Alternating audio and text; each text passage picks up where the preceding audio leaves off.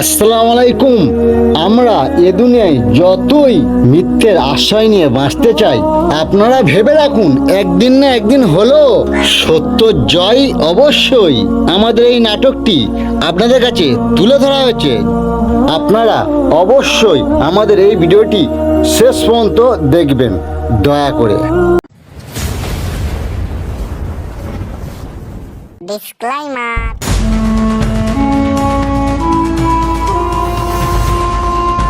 সরকার, এই কি হয়েছে রে? সরকার শহর থেকে একজন চন্দন কাঠের ব্যবসা করতে এসছে।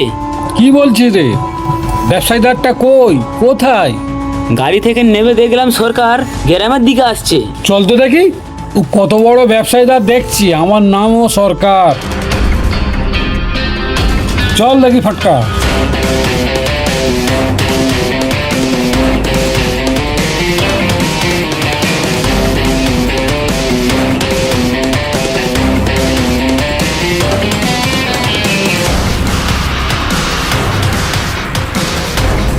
এই তো সরকার, এই লোকটা। ও দাদা, আপনি কোথা থেকে এসেছেন? ওই ঝাড়খণ্ড থেকে এসছি বাবু। আপনি কতটা চন্দন কাঠ এনেছেন? বাবু ভাইকে তো দেখালাম এক গাড়ি। আপনি এখানেই চন্দন কাঠের ব্যবসা করতে এলেন? কেন বাবু আপনারা এমনভাবে হাসছেন? আরে ওসব কোনো ব্যাপার না, আসুন আসুন, আপনাকে বুঝিয়ে বলছি। বসুন বসুন, বসো ভাই। কোনো তোমাকে চিন্তা করার দরকার নেই, 1 মিনিট পরে আমি আসছি। এই ফটকা, দাদাকে একটু লক্ষ্য রাখিস। এই বিহারি, इधर आजा। गोडाउन से थोड़ा चंदन काट लेके आजा। হ্যাঁ বাবু, ঠিক আছে। এই বিহারি, কুইক। হ্যাঁ, এসো দাদা, বইটুকখানা একটু আরাম করা যাক। চলুন ভাই চলুন, কি দেখছেন? চলুন চলুন।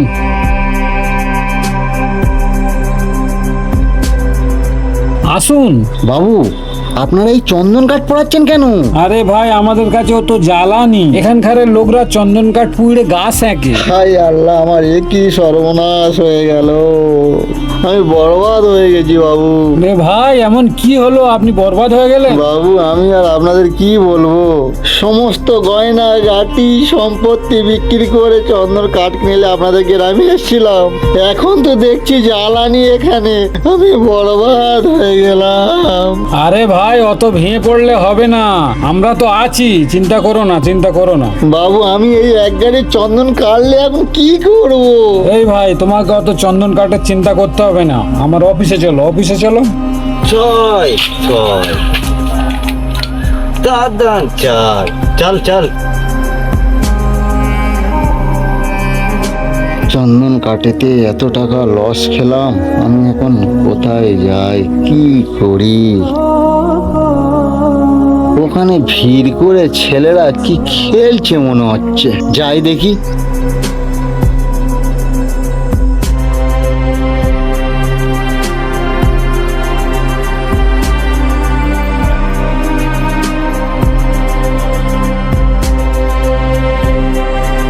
ও ভাই, কি দরকার আপনার এখানে? বলছিলাম দাদা, একটু লুডো খেলা যাবে? হ্যাঁ ভাই, কেন খেলা যাবে না? কিন্তু ভাই, আমাদের খেলার একটা শর্ত আছে। কি শর্ত দাদা বলুন? শর্ত হলো, আমাদের খেলায় তুমি হেরে গেলে আমি যা বলবো ভাই তোমাকে মেনে নিতে হবে, আর আমি হেরে গেলে তুমি যা বলবে ভাই মেনে নেবো। ও, এমনিতে চন্দন কাঠ তো সব লসে রান হয়েই গিয়েছে, আর এই শহরে একা একা আমি কোথায় ঘুরবো? ঠিক আছে দাদা, শর্ত আপনার আমি মঞ্জুর করলাম। ওই ওই টোট টোট, ভাই বসো। ঘুটি চালো ভাই।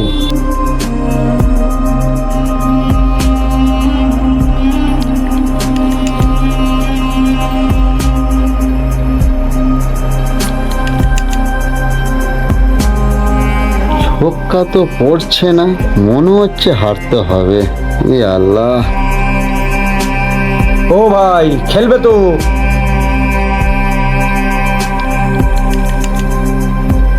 জয় জয়।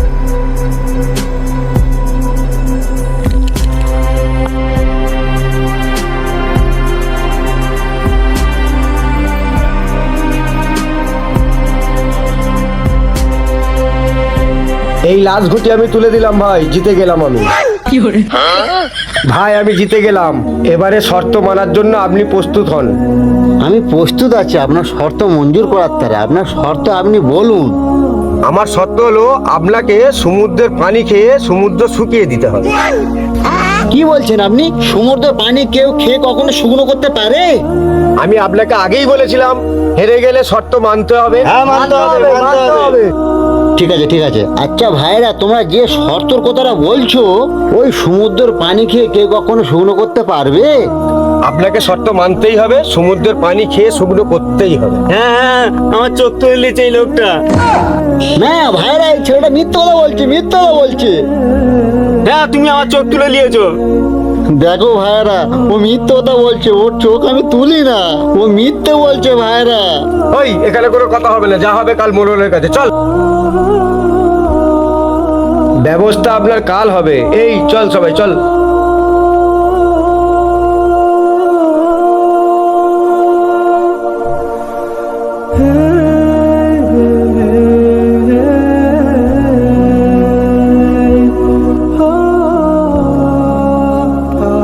কি হয়েছে ভাই তোমার? আমি বরবাদ হয়ে গেছি ভাই আপনাদের এই গ্রামেতে এসে। ও দাদা, তুমি চিন্তা করো না, ওসব খারাপ মানুষদের কুকীর্তি আমি তোমাকে খুলে বলছি।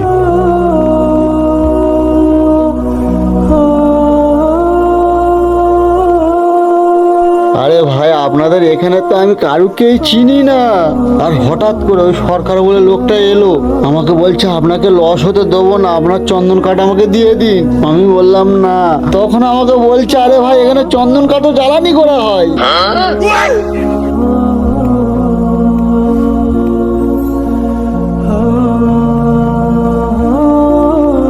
ওরা তোমার সততা দেখিয়ে ঠকিয়েছে ভাই। হ্যাঁ, কি বলছো ভাই? তুমি আমার এত বড় উপকার করলে, সমস্ত রাজ ওদের বলে দিলে। চলো ভাই, চলো চলো চলো।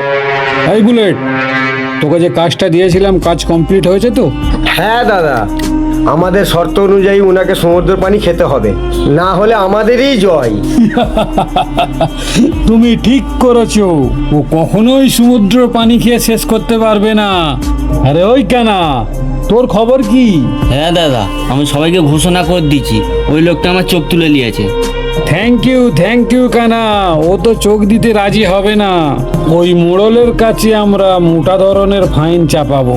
এই ফটকে, তোর খবর কি রে? সরকার, ওই চন্দন কাঠের গাড়িটা চারিদিকে ছেলেদের নিয়ে ঘেরুয়া করে রেখে দিয়েছে। থ্যাংক ইউ ফটকা। একটাও না চন্দন কাঠে হাত পড়ে, ওসব আমার।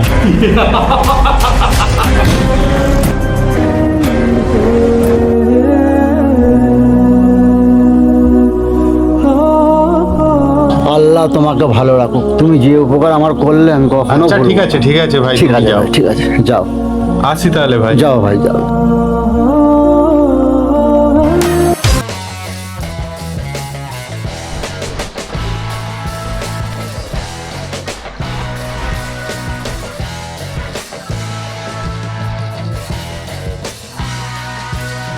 সরকার আসুন, বসুন বসুন।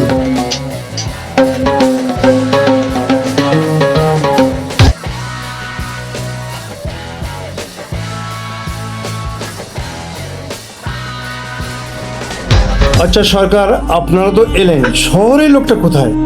হ্যাঁ মোড়ল সাহেব, আসছে। ও খুব বাজে লোক। ওই ছেলেটার চোখ তুলে নিয়ে মোড়ল সাহেব নিজের চোখে লাগিয়ে নিয়েছে। হে আল্লাহ, আমি তো কোনো ওদের সাথে ভুল করি না। যারা আজ আমার সঙ্গে মিথ্যার আশ্রয় নিয়ে প্রতারণা করছে, তাদের তুমি হেদায়েত দান করো।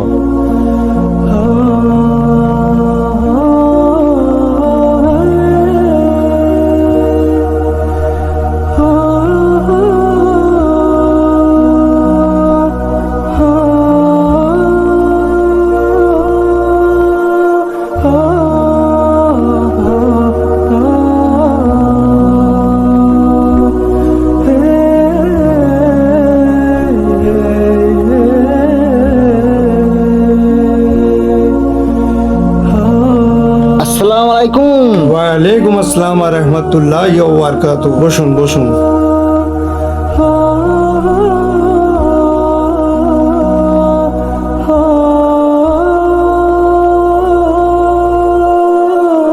মোড়ল সাহেব, ওনার সাথে যে চন্দন কাঠের এগ্রিমেন্ট হয়েছিল সেই এগ্রিমেন্টের পেপার আমার হাতে।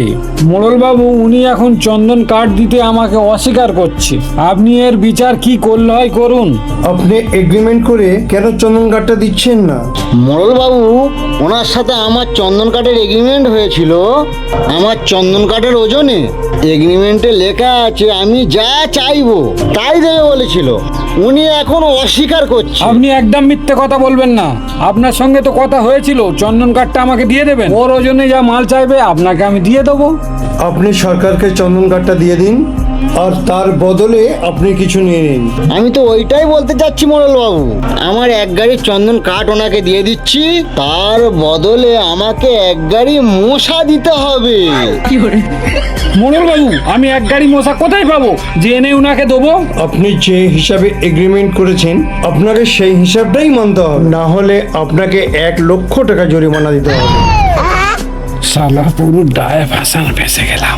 আপনি বলুন, আপনার কি শিকায়ত? মোড়ল বাবু, আমার সাথে লুডো খেলায় উনি হেরে গেছে। আমার সাথে যে শর্তটা ছিল এই শর্তটা এখন উনি মানছে না। আপনি শর্ত হিসাবে কাজটা করছেন না কেন? আমাদের এখানে এমন তো সংস্থা নেই। মোড়ল বাবু, ওনার শর্ত হিসেবে আমি সমুদ্রের পানি খেতে চাই। ওনারই কারণে সমুদ্রের পানি আমি খেতে পাচ্ছি না। উনি ওনার ওই শর্ত থেকে পিছু হাঁটছে। মোড়ল সাহেব, আপনি মিথ্যা কথা বলছেন। আমি শর্ত থেকে সরে যাচ্ছি না, আপনি সরে যাচ্ছেন। আপনার শর্ত হিসাবে সমুদ্রের পানি খেয়ে শুকনো করতে হবে। মোড়ল সাহেব, আমি সমুদ্রের পানি খেতে গিয়েছিলাম, গিয়ে দেখলাম সমস্ত দিক দিয়ে নদীর পানি, গঙ্গার পানি সমুদ্রে এসে পড়ছে। আমি কিভাবে সমুদ্রের পানি খেয়ে শেষ করব? ওনাকে বলুন সমস্ত পানি বন্ধ করে দিতে, তাহলে আমি সমুদ্রের পানি খেয়ে শেষ করে দেবো। এটা কি করে হয়? কেউ কখনো গঙ্গা নদীর পানি আটকাতে পারে? হুজুর, উনি যদি বা সমুদ্রের পানি খাবার শর্ত রাখতে পারে, তাহলে আমি কেন ওনাকে বলতে পারি না সমস্ত গঙ্গা নদীর পানি আটকাতে হবে, তবে আমি সমুদ্রের পানি খেয়ে শেষ করব? আপনিই বলুন, আমি ঠিক বললাম তো? যা, বড় ফাঁসান ফেসে গেলাম।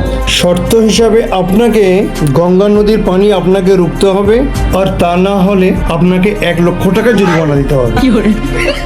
কানা বলুন, আপনার কি শিকায়ত? মোড়ল সাহেব, আমার চোখ তুলে নিয়ে ওনার চোখে লাগিয়ে নিয়েছে। এটা কি সত্য?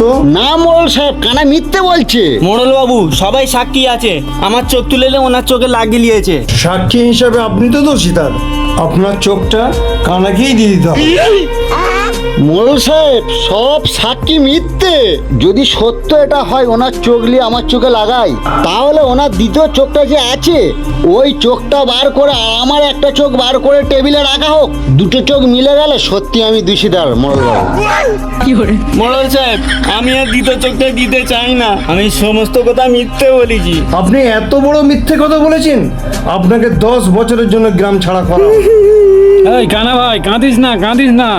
মিথ্যের জয় কখনো হয় না, সত্যর জয় একদিন হবে। বন্ধুরা, আমাদের চ্যানেলটাকে সাবস্ক্রাইব করে নেবেন। বন্ধুরা, আর এই ভিডিওর মাধ্যমে আপনাদের কাছে তুলে ধরা হলো মিথ্যের জয় কখনো হতেই পারে না, সত্যর জয় একদিন না একদিন অবশ্যই হবে। আর আমাদের এই চ্যানেলটি সাবস্ক্রাইব করে নেবেন, একটা শেয়ার করবেন, একটা লাইক করবেন, আমাদের পাশে থাকবেন, আর বেশি বেশি করে কমেন্ট করে দেবেন। আমাদের কাছে আপনাদের তারে খুব সুন্দর গিফট অবশ্যই রাখা আছে, তাই তো? আমরা আবার আসছি নেক্সট ভিডিও নিয়ে সামনে সপ্তাহে।